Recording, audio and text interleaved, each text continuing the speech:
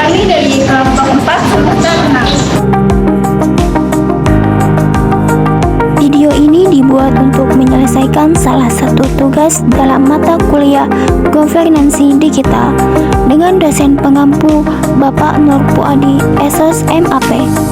Kami dari kelompok 4 terdiri dari 3 orang anggota yang masing-masing bekerja sama dalam memenuhi tugas ini. Sebelum kami masuk ke pembahasan lebih lanjut, izinkanlah kami memperkenalkan diri terlebih dahulu.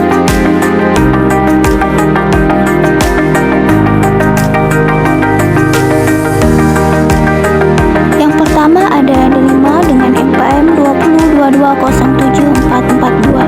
Selanjutnya ada Elisa Yulinda dengan NPM 2022074443. Dan yang terakhir saya sendiri, Widya dengan NPM 2022074491. Hai teman-teman, aku mau tanya nih. Tahu gak sih sejarah government digital itu seperti apa? Oh, untuk sejarah pemerintah digital dimulai pada tahun 1990-an dengan munculnya internet. Pemerintah digital, government adalah penggunaan teknologi digital dan komunikasi informasi untuk menyampaikan layanan pemerintah kepada masyarakat. Oh, jadi dilihat dari sejarah e-government itu sendiri, government itu apa sih? Kalaunya dari aku ya, e-government adalah salah satu bentuk atau model sistem pemerintahan yang berlandaskan pada kekuatan teknologi digital di mana semua pekerjaan administrasi, pelayanan terhadap masyarakat, pengawasan, dan pengendalian sumber daya milik organisasi yang bersangkutan, keuangan, pajak, retribusi, karyawan, dan sebagainya dikendalikan dalam suatu sistem. Aku mau menambahkan juga nih guys, e-government juga merupakan perkembangan baru dalam rangka peningkatan layanan publik yang berbasis pada pemanfaatan teknologi informasi dan komunikasi sehingga layanan publik menjadi lebih transparan, akuntabel, efektif, dan efisien. Oh, begitu ya teman-teman. Lalu untuk manfaat dari e-government seperti apa guys? Nah, untuk manfaat dari e-government itu, pelayanan servis yang lebih baik kepada masyarakat, informasi dapat dicari dari kantor, rumah tanpa harus secara fisik datang ke kantor pemerintahan, peningkatan hubungan antara pemerintah, pelaku bisnis, dan masyarakat umum, adanya keterbukaan atau transparansi, hubungan antara berbagai pihak, dan lain sebagainya. Iya benar. Selain dari manfaat itu sendiri, digital government juga memiliki 3 komponen utama, yaitu yang pertama e-government adalah penggunaan teknologi informasi dan komunikasi oleh pemerintah untuk memberikan layanan kepada warga negara. Yang kedua, e-regulation adalah penggunaan teknologi informasi dan komunikasi untuk memfasilitasi proses pengaturan dan peraturan pemerintah. Yang ketiga, e-democracy adalah pengguna teknologi informasi dan komunikasi untuk memperkuat partisipasi warga negara dalam proses demokrasi. Wah, terima kasih ya teman-teman. Aku jadi lebih paham digital government itu seperti apa. Ya, sama-sama. Ini saya akan menjelaskan tentang website yang berkaitan dengan government to government atau G2G, yaitu website kemdikbud.go.id. Dalam website tersebut menjelaskan mengenai situs web Kemdikbud yang merupakan saluran komunikasi dan penyedia layanan yang digunakan oleh pemerintah Indonesia untuk berinteraksi dengan pemerintah, daerah, lembaga pemerintah, dan pemangku kepentingan lainnya dalam konteks pendidikan, kebudayaan, riset, dan teknologi. Situs web ini menyediakan informasi terkait kebijakan pemerintah, program pendidikan, bantuan, kurikulum, statistik pendidikan, dan layanan publik yang diperlukan oleh entitas pemerintah. Melalui situs web G2G ini, pemerintah dapat menyampaikan kebijakan, program, dan informasi penting kepada pemerintah daerah, lembaga, pendidikan, dan masyarakat. Selain itu, situs web ini juga dapat digunakan untuk memfasilitasi komunikasi dan kerjasama antara entitas pemerintah dalam konteks pendidikan, kebudayaan, riset, dan teknologi. Dengan demikian, situs web Kemdikbud termasuk dalam kategori G2G karena berfungsi sebagai platform interaksi antara pemerintah pusat dengan pemerintah daerah dan lembaga pemerintah lainnya. Adapun kendala yang mungkin terjadi pada situs web tersebut seperti kelemahan atau ketidakstabilan situs. Jika situs Kemdikbud mengalami kelemahan atau ketidakstabilan dalam kinerjanya, ini dapat mengganggu pengalaman pengguna. Untuk mengatasi masalah ini, perlu dilakukan pemantauan dan pemeliharaan rutin untuk memastikan ketersediaan dan kinerja optimal situs web. Perbaikan teknis dalam skalabilitas infrastruktur juga dapat diperlukan. Pembaharuan konten tidak teratur. Jika konten situs web tidak diperbaharui secara teratur, pengguna mungkin mendapatkan informasi yang kadaluarsa atau tidak akurat. Solusi dapat menjaga konsistensi dan pembaharuan konten dengan memperbaharui informasi, data, kebijakan, dan program terkait secara berkala. Pemeliharaan rutin oleh tim yang ditugaskan dapat membantu memastikan pembaharuan konten yang tepat waktu. Untuk mengakses situs web tersebut, ketikkan saja situs web tersebut di laman alamat Prambanan Anda, lalu tekan kirim untuk memulai penjelajahan. Setelah Anda memasuki situs web Kemdikbud, Anda akan dapat menjelajahi berbagai informasi, program, kebijakan, dan layanan yang disediakan oleh Kementerian Pendidikan, Kebudayaan, Riset, dan Teknologi Republik Indonesia. Dari beberapa layanan tersebut, Anda dapat layanan informasi, pengaduan, dan saran. Pada layanan di atas, masyarakat dapat menyampaikan permohonan informasi, pengaduan, berkonsultasi, serta memberikan saran dan masukan dengan nyaman dan memperoleh kepastian mendapatkan tanggapan yang baik dan profesional. Pada layanan tersebut, kita bisa menyampaikan laporan seperti pengaduan, aspirasi, atau permintaan informasi. Di sana terdapat fitur dan sumber gratis dari website ini dan dapatkan jawaban yang Anda butuhkan di website resmi dari institusi Kementerian Indonesia. Itulah tadi pembahasan mengenai website Kemdikbud yang berkaitan dengan Government to Government atau G2G. Ya, Elisa Yelinda, NPM 2022074443. Di sini saya akan menjelaskan tentang website yang berkaitan dengan Government to Jidan atau G2J, yaitu website e-Samsat ID. e-Samsat adalah layanan online yang disediakan oleh pemerintah Indonesia untuk memudahkan pemilik kendaraan bermotor dalam melakukan cek pajak online kendaraan secara elektronik.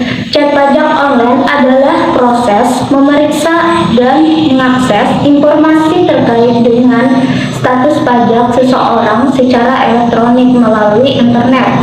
Dengan menggunakan layanan cek pajak, online dapat melihat rincian seperti jumlah pajak yang harus dibayarkan, riwayat pembayaran, status pengembalian pajak, dan informasi lainnya yang berkaitan dengan kewajiban pajak. Pemerintah dan badan pajak di berbagai negara telah mengembangkan sistem cek pajak online untuk memudahkan wajib pajak dalam mengakses informasi mereka tanpa harus pergi ke kantor pajak fisik. Dengan adanya layanan ini, wajib pajak dapat memeriksa status pajak mereka dengan cepat dan mudah, menghindari antrian atau keterlambatan dalam proses administrasi pajak. Informasi mengenai cara cek pajak kendaraan bermotor penting untuk diketahui masyarakat. Pasalnya, biaya pajak kendaraan yang harus dibayarkan tiap tahun bisa saja berbeda. Secara umum, cek pajak kendaraan bermotor dapat dilakukan dengan melihat di surat tanda nomor kendaraan atau STNK. Namun nominal yang harus dibayarkan bisa saja bertambah apabila pemilik kendaraan terlambat membayar pajak.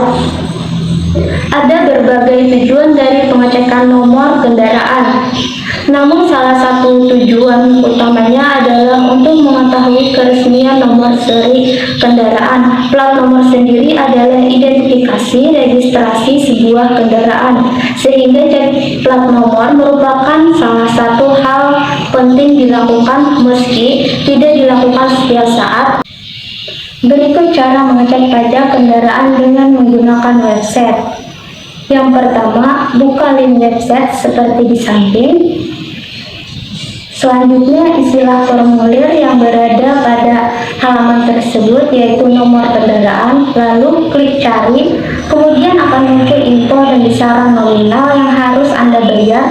Halaman ini akan menyajikan info kendaraan seperti merek, model, tahun, warna, dan nomor rangka dan nomor mesin, dan total yang harus dibayarkan dilengkapi dengan tanggal pajak dan tanggal STNK serta keterangan lainnya.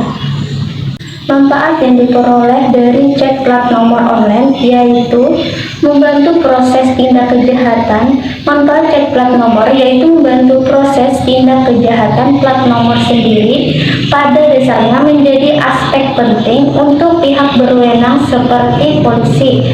Misal jika ada tindakan kejahatan seperti mencuri dan menculik yang dilakukan dengan kendaraan, Anda dapat mengingat plat nomor pelaku, mengeceknya secara online, kemudian memberikan plat nomor tersebut ke pihak berwenang. Karena itu, cek plat nomor membantu proses tindak kejahatan. Selanjutnya, mengecek status pajak kendaraan dengan melakukan cek plat nomor online pada kendaraan dapat mengetahui status pajaknya. Status pajak ini perlu diketahui agar pajak dapat dibayar sebelum tanggal waktu berakhir. Hai teman-teman semua, di sini saya mau mengenalin ini salah satu aplikasi G2B yang bernama ENSUI atau yang biasa disebut Lembaga Nasional Single Window. Nah, pasti teman-teman semua masih asing kan dengan aplikasi ini. Jadi Lembaga Nasional Single Window adalah sistem elektronik yang terintegrasi secara nasional yang dapat diakses melalui jaringan internet atau public network yang akan melakukan integrasi informasi berkaitan dengan proses penanganan dokumen kepabean dan dokumen lainnya yang terkait dengan ekspor dan impor, yang menjamin keamanan data dan informasi, serta memadukan alur dan proses informasi antar sistem internal secara otomatis yang meliputi sistem kepabean, perizinan, kepelabuhan, kebandarudaraan, dan sistem lain yang terkait dengan proses pelayanan dan pengawasan kegiatan ekspor dan impor.